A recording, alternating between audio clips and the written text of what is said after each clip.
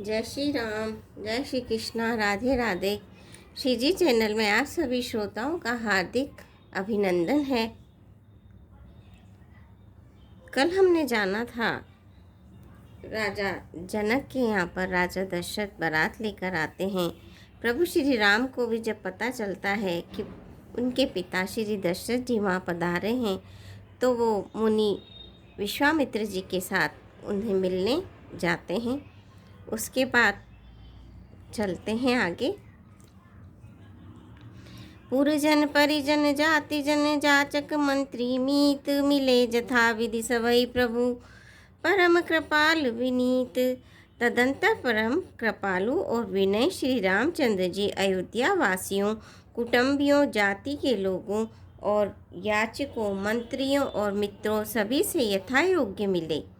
श्री रामचंद्र जी को देखकर बारात शीतल हुई। राम के वियोग में सबके हृदय में जो आग जल रही थी वो शांत हो गई। प्रीति की रीति का बखान नहीं हो सकता। राजा के पास चारों पुत्र ऐसी शोभा पा रहे हैं मानो अर्थ, धर्म, काम और मोक्ष शरीर धारण किए हुए हो। पुत्रों सहित दशरथ जी को देखकर नगर के स्त्री पुरुष बहुत ही प्रसन्न हो रहे हैं। आकाश में देवता फूलों की वर्षा करके नगाड़े बजा रहे हैं और अप्सराएं गा गा कर नाच रही हैं। अगवानी में आए हुए शतानंद जी, अन्य ब्राह्मण, मंत्रीगण, मगध, सूत, विद्वान और भाटों ने बारात सहित राजा दशरथ जी का आदर सत्कार किया। फिर आज्ञा लेकर वे वापस लौटे। बारात लग्न के दिन से पहले आ गई है। इससे जनकपुर में अधिक आनंद छा रहा है। सब लोग ब्रह्मानंद प्राप्त कर रहे हैं और विधाता से मना कर कहते हैं कि दिन रात बड़े हो जाएं। श्री रामचंद्र जी और सीता जी की सुंदरता की सीमा है और दोनों राजा पुण्य की सीमा है। जहाँ तहाँ जनकपुरवासी स्त्री पुरुषों के समूह इकट्ठे होकर यही कह रहे हैं। जनक जी के सुकृत पुण्य की मूर्ति जानकी जी हैं और दशरथ जी के सुकृत देह धारण किए हुए श्री राम जी हैं। इन दोनों राजाओं के समान किसी ने शिव जी की आराधना नहीं की और न इनके समान किसी ने फल ही पाए। इनके समान जगत में न कोई हुआ, न कहीं है और न होने का ही है। हम सब भी संपूर्ण पुण्यों की राशि हैं जो जगत में जन्म लेकर जनकपुर के निवासी हुए और जिन्होंने जानकी जी और श्री रामचंद्र जी की छवि देखी है। हमारे सरीखा विशेष पुण्यात्मा कौन होगा। और अब हम श्री रघुनाथ जी का विवाह देखेंगे और भली भांति नेत्रों का लाभ लेंगे। कोयल के समान मधुर बोलने वाली स्त्रियां आपस में कहती हैं, हे सुंदर नेत्रों वाली, इस विवाह में बड़ा लाभ है। बड़े भाग्य से विधाता ने सब बात बना दी है। ये दोनों भाई हमारे नेत्रों के अतिथि हुआ करेंगे। जनक जी स्नेहवश बार बार सीता जी को बुलाएंगे और करोड़ों कामदेवों के समान सुंदर दोनों भाई सीता जी को लेने यानी विदा कराने आया करेंगे। तब उनकी अनेक प्रकार से पहुनाई होगी। सखी ऐसी ससुराल किसे प्यारी न होगी। तब हम सब नगरवासी श्री राम जी और लक्ष्मण जी को देख देख कर सुखी होंगे।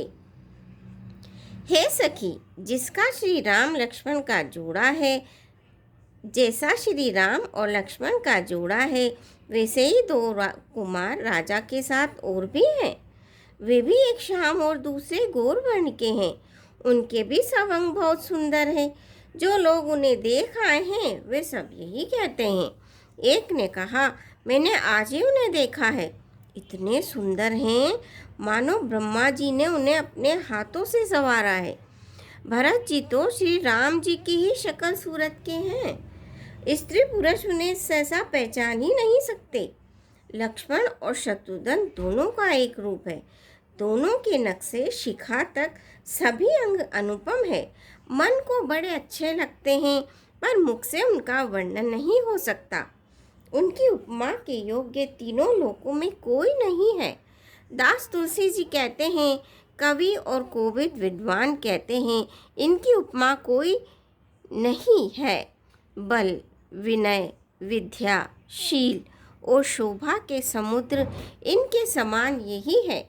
जनकपुर की सब स्त्रियां आंचल फैलाकर विधाता को यह वचन सुनाती है कि चारों भाइयों का विवाह इसी नगर में हो और हम सब सुंदर मंगल गावें। नेत्रों में प्रेमाश्रुओं का जल भरकर पुलकित शरीर से स्त्रियां आपस में बातें कर रही हैं, कह रही हैं कि हे सखी, दोनों राजा पुण्य के समुद्र हैं। त्रिपुरारी शिवजी सब मनोरथ पूर्ण करेंगे। इस प्रकार सब मनोरथ कर रही हैं और हृदय को उमंग उमंग कर उत्साहपूर्वक आनंद से भर रही हैं। सीता जी के स्वयंवर में जो राजा आए थे, उन्होंने भी चारों भाइयों को देखकर सुख पाया। श्री रामचंद्र जी का निर्मल और महान यश कहते हुए राजा लोग अपने अपने घर गए। इस प्रकार कुछ दिन बीत गए। जनकपुर निवासी और बाराती सभी बड़े आनंदित हैं। मंगलों का मूल लग्न का दिन आ गया। हेमंत ऋतु सुहावना आगन का महीना था। ग्रह तिथि नक्षत्र योग और वार श्रेष्ठ थे। लग्न मुहूर्त शोधकर ब्रह्मा जी ने उस पर विचार किया और उस लगन पत्रिका को नारद जी के हाथ जनक जी के यहाँ भेज दिया। जनक जी के ज्योतिषियों ने भी वही गणना कर रखी थी। जब सब लोगों ने यह बात सुनी तब वे कहने लगे, यहाँ के ज्योतिषी भी ब्रह्मा ही है। निर्मल और सभी सुंदर मंगलों की मूल गोधूली की पवित्र वेला आ गई और अनुकूल शकुन होने लगे। यह जानकर ब्राह्मणों ने जनक जी से कहा। तब राजा जनक ने पुरोहित शतानंद जी से कहा कि अब देर का क्या कारण है। तब शतानंद जी ने मंत्रियों को बुलाया। वे सब मंगल का सामान सजाकर ले आए। शंख, नगाड़े, ढोल और बहुत से बाजे बजने लगे तथा मंगल कलश और शुभ शकुन की वस्तुएं दधी तुरवा आदि सजाई गईं। सुंदर सुहागिन स्त्रियां गीत गा रही है और पवित्र ब्राह्मण वेद की ध्वनि कर रहे हैं। सब लोग इस प्रकार आदरपूर्वक बारात को लेने चले और जहां बारातियों का जनवासा था वहां गए। अवधपति दशरथ जी का समाज वैभव देखकर उनको देवराज इंद्र भी बहुत ही तुच्छ लगने लगे। उन्होंने जाकर विनती की, समय हो गया, अब पधारिए। यह सुनते ही नगाड़ों पर चोट पड़ी। गुरु वशिष्ठ जी से पूछकर और कुल की सब रीतियों को करके राजा दशरथ जी मुनियों और साधुओं के समाज को साथ लेकर चले। अवध नरेश दशरथ जी का भाग्य और वैभव देखकर और अपना जन्म व्यर्थ समझकर ब्रह्मा जी आदि देवता हजारों मुखों से उसकी सराहना करने लगे। देवगण सुंदर मंगल का अवसर जानकर नगाड़े बजा बजाकर फूल बरसाते हैं। शिवजी, ब्रह्मा जी आदि देववृंद यूथ टोलियां बना बनाकर विमान पर जा चढ़े और प्रेम से पुलकित शरीर हो तथा हृदय में उत्साह भरकर श्री रामचंद्र जी का विवाह देखने चले। जनकपुर को देखकर देवता इतने अनुरुक्त हो गए कि उन सबको अपने अपने लोग बहुत तुच्छ लगने लगे।